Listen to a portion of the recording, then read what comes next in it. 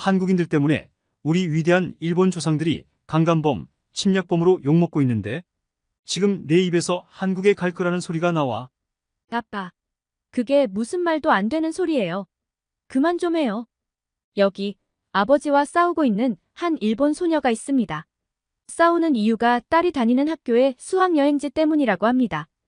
언뜻 보기에는 이해가 가지 않는 상황인데요. 올 봄에 한국에 수학여행을 왔던 일본 여학생의 사연, 함께 시작하시죠. 잠깐, 좋아요와 구독, 알림 설정 잊지 않으셨죠?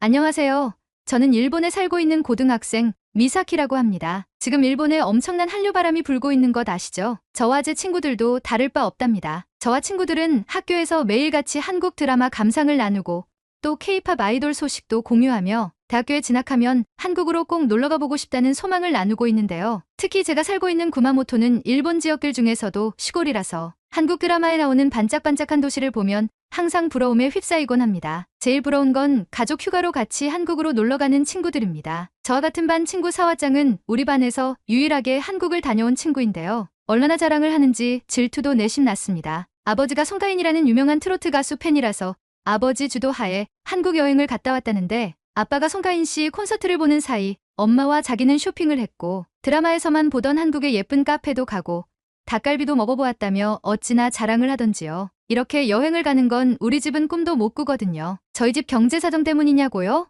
아닙니다. 부끄럽지만 우리 아빠는 가끔 한국 방송에도 출연한 사람입니다. 안 좋은 쪽으로요. 바로 한국인들이 입을 모아 욕을 하고 일본 안에서도 욕을 하는 혐한 우익입니다. 그래도 아빠는 저와 어머니께는 자상한 사람이고 일도 열심히 하셔서 제가 부족한 것 없이 자랐기 때문에 지금까지는 사이가 꽤 좋았는데요. 제가 한류에 빠지게 되면서 점점 아버지와 다투는 일이 잦아졌습니다. 제가 한국에 푹 빠지게 된 계기는 바로 BTS인데요. 그 중에서도 B씨를 정말 좋아합니다. 완벽한 얼굴과 놀라운 실력을 가진 최고의 가수라고 생각해요. 그리고 이를 계기로 한국의 다른 아이돌들을 알게 되었는데 일본의 자니스 아이돌들과는 비교도 안 될 만큼 멋진 외모, 장신의 키, 그리고 앵앵거림 없는 노래 실력에 미친 듯이 빠져들게 되었습니다. 한국 드라마는 또 얼마나 재밌던지요. 맨날 내용도 거기서 거기이고 연기력도 별로인 일본 드라마는 정말 이제 눈에 차지 않습니다. 저희 엄마도 동의하는 부분인데요. 아예 몰랐으면 모를까 한국 드라마를 알고 난 이후로는 유치한 일본 드라마는 더 이상 눈에 들어오지 않습니다. 그래서 언젠가부터인가 제 꿈은 한국에 꼭 한번 방문하는 것. 그리고 기회가 된다면 대학교도 한국으로 가고 싶다는 것인데요. 이런 저에게 너무나 좋은 기회가 찾아왔습니다. 바로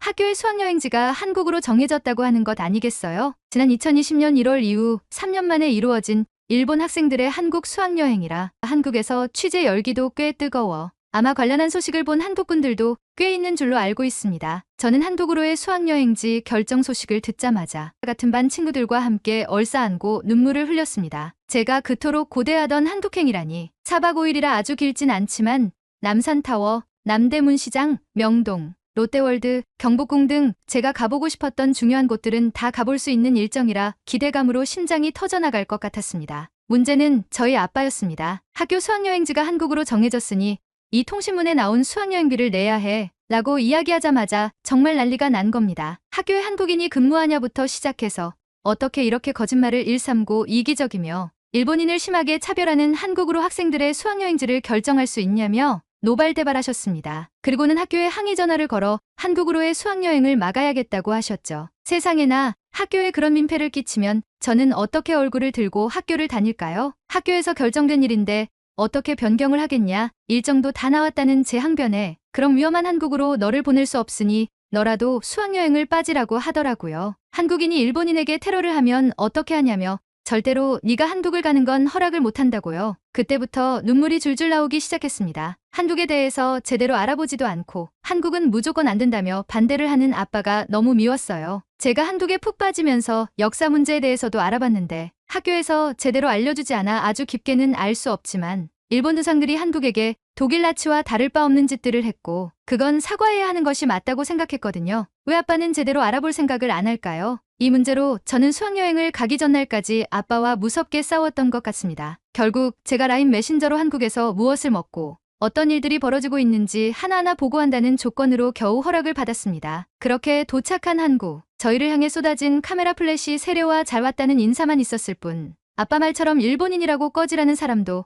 저희에게 계란을 던지는 사람도 없었습니다. 모두 친절하게 반겨주기만 했죠. 실시간으로 뜨는 뉴스를 계속 아빠에게 전송했는데 아빠는 묵묵부답이더군요. 저희는 던주에 가서 한옥마을 구경도 하고 한복도 입어보면서 기념사진도 찍어보았죠. 한국의 전통과 멋을 알기에는 너무나 좋은 곳이었습니다. 길거리에서 파는 여러 가지 음식도 먹어보았는데 겉보기에만 그럴듯하고 맛은 없는 일본의 음식들과는 차원이 다른 맛이었습니다. 구마모토현에도 새마을 식당 같은 한국 식당이 들어와 있는데 아버지가 하도 난리를 치는 통에 일본에 있는 한국 음식점을 가본 적이 없는 전 한국에 와서 진정한 맛을 깨닫게 된 기분이었죠. 더 놀라웠던 건 한국인들의 인심이었습니다. 시장 구경을 하러 갔는데 유난히 고소한 냄새가 나는 곳이 있어서 보니 김을 파는 곳이었는데요. 일본에서 한국김이 유명하다는 건 잘 아시죠? 일본에도 김이 있긴 있는데 한국 김과는 맛이 완전 다릅니다. 일본 김은 좀 두껍고 간장 맛이 나서 바삭하고 얇은 한국 김과는 맛이 완전 다르죠. 고소한 냄새에 이끌려 김 붓는 장면을 사진을 찍으니 아주머니께서 이리 와보라고 손짓을 하시는 게 아니겠어요? 제가 뭘 잘못한 줄 알고 벌벌 떨면서 가까이 갔는데 아주머니께서 굽던 김을 먹기 좋게 잘라 입에 넣어주시더라고요. 저뿐만 아니라 함께 있었던 친구들 모두요. 이걸 먹으면 돈을 내야 하나 싶어서 지갑을 꺼내니까 손사래를 치며 번역 앱으로 한국에 와서 맛있는 거 많이 먹고 잘 놀다 가라. 일본인들이 한국김 좋아한다니까 맛보고 가라고 그냥 준 것이라고 하시더라고요. 갑자기 눈물이 왈칵 차올랐습니다. 역사 문제에 있어서 피해자는 한국인이 저 같은 일본인이 밉게 보일 법도 한데 한국에 와서 잘 놀고 가라는 따뜻한 덕담을 해주시다니요. 그뿐만이 아니었습니다. 저희가 찾아간 한국 고등학교 학생들도 저희를 모두 격렬히 환영해 주었고 저희는 번역 앱과 서툰 한국어, 영어, 일어를 섞었으며 K-팝과 드라마, 이야기로 하나가 되었습니다. 역사 문제에 대해서도 서툴게 물어봤는데 한국 학생들은 일본이 명백하게 한국에게 잘못한 일이고 진심 어린 사과를 해야 하는 건 맞지만 한국에 온 너희들에게 나쁘게 굴 이유는 없다고 했습니다. 머리를 크게 한 대 맞은 느낌이었습니다. 아빠는 우물안 개구리처럼 자기가 보고 싶은 것만 보고 듣고 싶은 것만 듣고 있는 사람이었죠. 정작 한국인들은 더 넓은 아령으로 일본인을 감싸 안고 참을성 있게 한국의 사과를 기다리고 있었는데 말이죠. 이런 한국인들을 비난하다니 아빠에게 이런 일이 있었다고 장문의 라인 메시지를 보냈는데 읽기만 하고 답변이 도통 없더라고요. 한국까지 와서 기분 상한 채로 돌아다니는 건 시간 낭비기에 일단 무시하고 저는 열심히 한국을 즐겼습니다. 제가 정말 감탄했던 건 전주가 서울에서 멀리 떨어진 곳이라는 점인데요. 구마모토현에 혹시 와 보신 한국분들이라면 알 겁니다. 좋게 말해 자연이 좋은 시골이고 나쁘게 말하면 촌구석이죠. 그런데도 전주가 이 정도 인프라이면 서울은 어느 정도일지 드라마에서 본 것보다 더 반짝거리고 멋지지 않을까 싶었죠. 서울로 이동하며 두근댔던 가슴은 도착하자마자 크게 부풀어 오른 느낌이었습니다. 드라마에서 보던 서울보다 진짜 서울은 훨씬 휘황찬란하고 멋졌으니까요. 처음으로 깜짝 놀랐던 건 지하철이었는데요. 구마모토는 노면 전차가 다니는 곳입니다. 100년째 운영하고 있기 때문에 가까이서 보면 곧 부서지는 거 아니야? 라는 생각이 들 정도죠. 그리고 자동차 신호와 함께 다니기 때문에 자동차가 멈추면 같이 멈추고 달리면 같이 달립니다. 별반 빠를 것도 없고 좋을 것도 없는데요. 그나마도 이걸 이용하려면 지폐를 잔돈 교환기에서 잔돈으로 바꿔 딱 맞게 요금통에 넣어야 합니다. 웃긴 건 요금통과 잔돈 교환기가 붙어 있어 딴 생각을 하다가 잔돈 교환기에 넣을 돈을 요금통에 넣게 되면 다시 돈을 찾을 방법이 없죠. 도쿄 지하철은 좋지 않냐고 할 수 있는데요. 저도 가끔 길을 잃어버린 적이 있을 만큼 굉장히 복잡합니다. 환승을 하려다가 지하철을 반대로 타거나 환승역을 놓치는 건 예사실이죠. 부끄럽지만 일본인인 저도 도쿄에 갔다가 길을 헤맨 적이 한두 번이 아닙니다. 그런데 한국 지하철은 깔끔하고 큰 역사 안에 환승 표시가 잘 되어 있고 지하철 영무원분들에게 안내를 부탁하면 정말 친절하게 도와주셨습니다. 일본에서 이런 친절을 기대하기는 어려운데 한국인의 이런 친절과 배려심은 꼭 배워가야겠다는 생각을 했죠. 저희 환상적인 수학여행은 롯데월드가 정점이었는데요. 일본의 놀이동산을 한국 사람들도 꽤 많이 오고 있는 것으로 알고 있지만 심심한 놀이기구가 많습니다. 그런데 한국은 놀이기구의 스케일과 스릴이 엄청나 즐기기 너무너무 좋았습니다. 일본에서는 한국 교복을 입고 사진 찍는 것이 유행인데 친구들과 염원하던 한국 교복을 입고 사진을 찍어서 소원 성취도 했고요. 놀라운 건 한국인들의 세련됨이었는데요. 저는 일본 여성치고 키가 좀 큰 편입니다. 일본에서는 놀이기구에서 줄을 서 있을 때 뒤를 돌아보면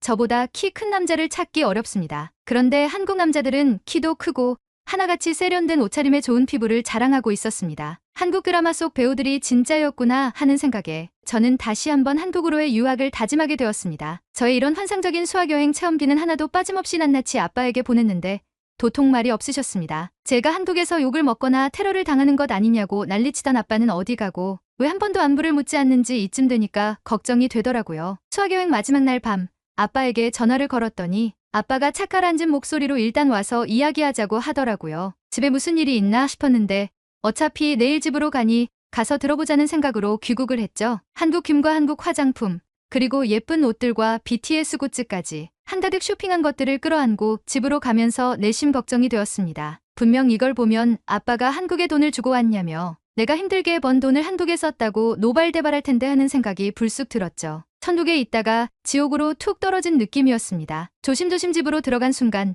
저는 화들짝 놀랐는데요. 아빠가 거실에서 저를 기다리고 있었기 때문입니다. 아빠의 첫 마디는 재미있었니? 였죠. 거짓말을 할까 하다가 정말 재미있고 행복했던 것은 사실인지라 네, 재미있었어요. 하고 후다닥 방으로 들어가려는데 저를 불러 세우시더라고요. 아빠와 마주보고 가만히 거실에 앉아있자니 너무 불편했습니다. 이윽고 아빠가 말을 꺼냈는데 저는 기절하는 줄 알았습니다. 미안하다 미사키. 아빠 때문에 부끄러운 적 많았지? 라고 하시는 게 아니겠어요? 내가 뭔가 단단히 잘못 들은 것 같아서 아빠를 멀뚱멀뚱 쳐다보고 있었는데 아빠는 제가 보내준 한국 여행기를 실시간으로 전해 들으며 처음에는 믿지 않으셨다고 합니다. 자기가 좋아하는 연예인 나라니까 욕먹이기 싫어서 거짓말을 하는구나 싶으셨다는데요. 계속해서 쏟아지는 사진과 조작이 불가능한 동영상들을 보며 한국인이 왜 이렇게 친절하게 아량을 베풀지?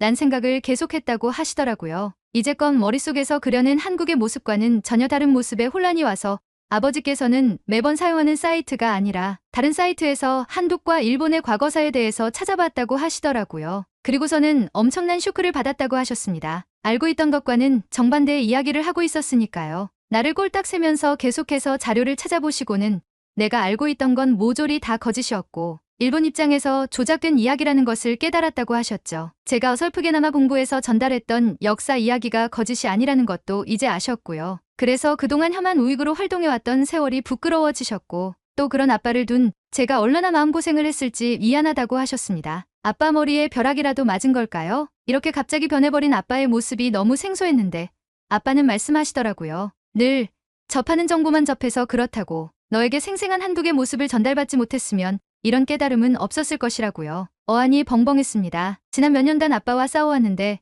이번 수학여행으로 이렇게 아빠의 사고방식이 바뀌다니요. 기쁘고 또 한편으로는 정말 다행이라는 생각입니다. 저는 이제 한국어 공부를 시작합니다. 아빠와도 역사 공부를 짬내어하며 한국에 대해서도 제대로 더 알아보고 싶고요. 공부를 하며 한국어에 능통하게 되면 한국 유학도 꿈꿔볼 수 있겠죠. 오늘은 한국 수학여행을 통해 아버지의 마음을 돌린 일본 여학생의 사연이었습니다. 오늘의 사연 어떠셨나요? 오늘의 사연이 마음에 드셨다면 구독과 좋아요를 눌러주세요. 여러분의 구독과 좋아요는 계속해서 좋은 사연을 소개할 수 있는 힘이 됩니다. 이상 감동저장소였습니다.